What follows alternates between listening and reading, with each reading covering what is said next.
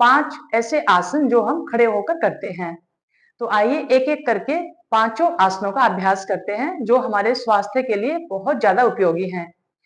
सबसे पहला जो आसन करेंगे उसका नाम है ताड़ासन। समय स्थिति में खड़े हो जाएं, एड़ियां पंजे मिले हुए, समय स्थिति, शरीर बिल्कुल तना हुआ, कंधे स्वाभाविक रूप से तने हुए, दोनों भुजाएं शरीर के साथ। ताड़ आसन करने के लिए दोनों भुजाओं को सामने की ओर उठाएं, उंगलियों को आपस में फंसाते हुए बाहर की ओर करें, कोहनियां सीधी करें और सांस भरते हुए दोनों भुजाओं को सिर के ऊपर की ओर इतना ताने कि कोहनियां सीधी हो जाए। अब धीरे से अपनी एड़ियों को उठाते हुए कुछ क्षण आसन को होल्ड करने का प्रयास करेंगे।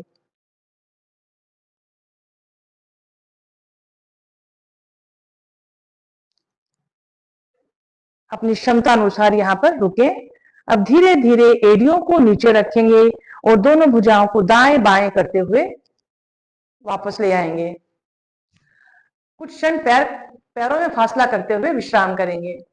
ताड़ासन करने से हमारे टांगों की मांसपेशियां मजबूत बनती हैं, पूरे शरीर की मांसपेशियों में खिंचाव आने से लचीलापन बढ़ता है, पैरों की लिगामेंट्स के ऊपर बहुत ही अच्छा प्रभाव आता है।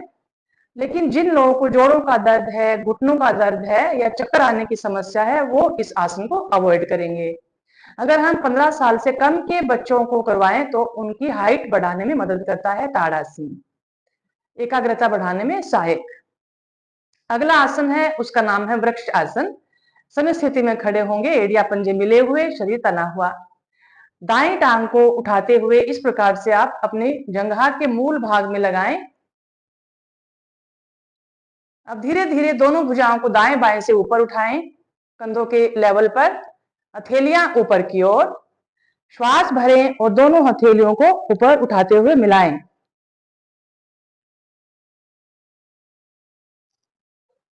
धीरे धीरे दोनों भुजाओं को दाएं बाएं से नीचे लाएं और टांग को भी नीचे ले आएं। इसी प्रकार से बाईं ओर से दोहराएं।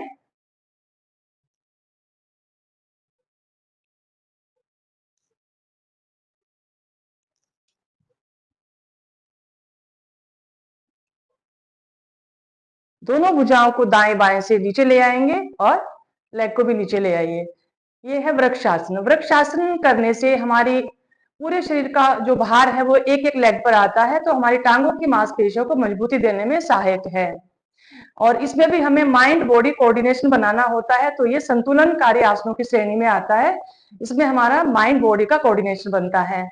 एकाग्रता बढ़ाने में सहायक आसन है, स्टूडेंट्स के लिए बहुत अच्छा है।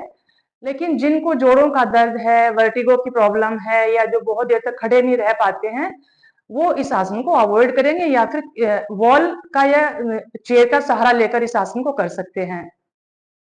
तीसरा आसन जो हम करने जा रहे हैं उसका नाम है अर्ध चक्रासन।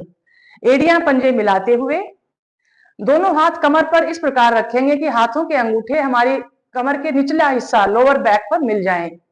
कंधों को पीछे की ओर खींचे, छाती को ताने, गर्दन को हल्का सा रीढ़ पर पीछे लगाएं और सांस भरते हुए पीछे की ओर झुकना शुरू करें।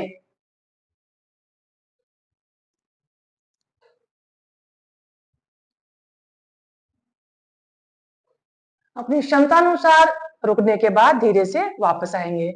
इस आसन को आप एक बार इस तरीके से देखिए। श्वास भरें और श्वास भरते हुए बैकवर्ड बैंड में कुछ क्षण रुकें।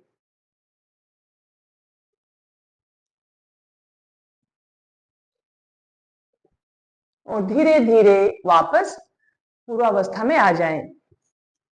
अर्ध चक्रासन हम इसको कहते हैं क्योंकि इसमें हमारे शरीर की आकृति आधे चक्कर जैसी बन जाती है।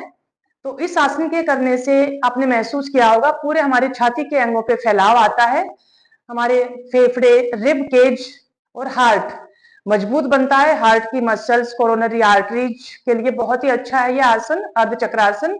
सर्वाइकल स्पॉन्डिलोसिस और सर्वाइकल स्पॉन्डिलाइटिस दोनों ही जो हमारी शारीरिक समस्याएं हैं उनमें ये आसन बहुत ही ज्यादा महत्वपूर्ण है।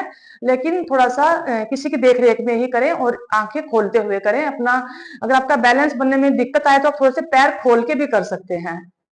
जिनको कमर दर्द है, स्लिप डिस्क की प्रॉब्लम है, फ्रोजन शोल्डर है, अस्थमा है, उन सभी रोगियों के लिए यह आसन बहुत ही ज्यादा महत्वपूर्ण है। अगला आसन जो हम करेंगे उसका नाम है पादहस्त आसन। इसको हम अर्ध चक्रासन का काउंटर पोस्चर भी बोलते हैं। अर्ध चक्रासन के लिए समस्थिति में खड़े होंगे, दोनों हथेलियां अपनी आगे जगहों पर रखें, शरीर सीधा, सांस भरते हुए भुजाओं को इस प्रकार से ऊपर की ओर ताने कि दोनों भुजाएं कानों को टच करती रहें और कानों के पीछे वाले हिस्से पर लगे। पांचों उंगलियां आपस में मिली हुई, शरीर एकदम तना और खिंचा हुआ, दृष्टि सामने की ओर। अब सांस खाली करते हुए धीरे धीरे आप समकोण आसन पर आते हुए धीरे धीरे दोनों हथेलियां पंजों के दाएं बाएं रखेंगे। माथा घुटने की ओर लाने का प्रयास। कुछ क्षण आसन में रुकें। पादहस्त आसन। हाथ और पैरों की उंगलियां एक लाइन में सीधी, हमारा सिर घुटने और टांगों की ओर, घुटने सीधे रखेंगे। श्वास भरते हुए दोनों हाथ अपने सिर के साथ एडजस्ट करते हुए, सांस भरते हुए बहुत ही सहज भाव से ऊपर की ओर आए। और इस आसन को हम साइड से भी करके देखते हैं।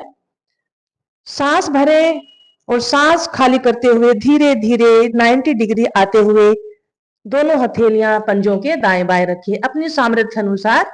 जहां तक आप फॉरवर्ड बैंड ले सकते हैं अपनी सामर्थ्य का ध्यान रखेंगे। कुछ क्षण अपने शरीर के अंदर की ओर ध्यान लगाएं। योग हमें स्वयं से जोड़ने का कार्य करता है। धीरे धीरे भुजाओं को अपने कानों के साथ एडजस्ट करते हुए श्वास भरते हुए कमर को सीधा करें, भुजाओं को ताने और श्वास खाली करते हुए दोनों भुजाओं को दाएं बाएं से वापस ले आएंगे। अगला आसन अंतिम आसन है, पांचवा आसन त्रिकोण आसन। अपने मैट के लेफ्ट साइड खड़े हो जाएंगे और अपने राइट लेग को उठा के अपने शरीर से दूर करें। 3-3.5 फीट का फासला दोनों टांगों के मध्य हो। अब दाएं टांग के पंजे को दाएं तरफ बाहर की तरफ निकालें। श्वास भरते हुए दोनों भुजाओं को ताने, भुजाएं अधिक से अधिक तनी हुई कंधों के लेवल पर। श्वास खाली करते हुए धीरे धीरे राइट साइड इस प्रकार से लेटरल बैंड में जाएं कि आपकी राइट हथेली पैर के पंजे के पीछे लगे और लेफ्ट भुजा ऊपर की ओर तनी हुई। दोनों भुजाएं एक दूसरे के ऊपर 180 डिग्री का कोण बनाती हुई। गर्दन को ऊपर की ओर मोड़े, ऊपर वाले हाथ को देखने का प्रयास, या फिर आप गर्दन को सामने भी रख सकते हैं। कुछ क्षण आसन में रुके।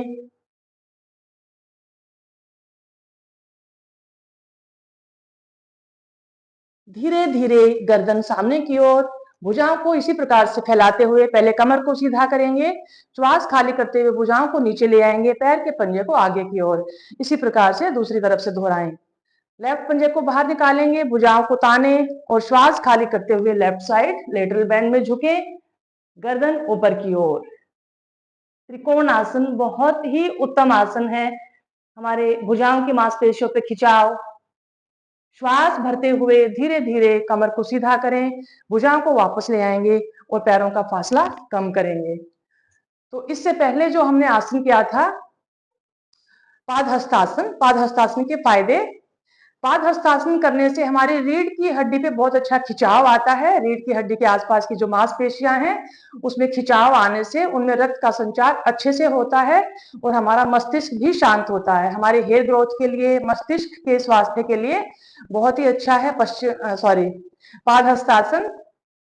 और टांगों के पीछे बहुत अच्छा खिंचाव आता है, पाचन अंगों पे दबाव आता है।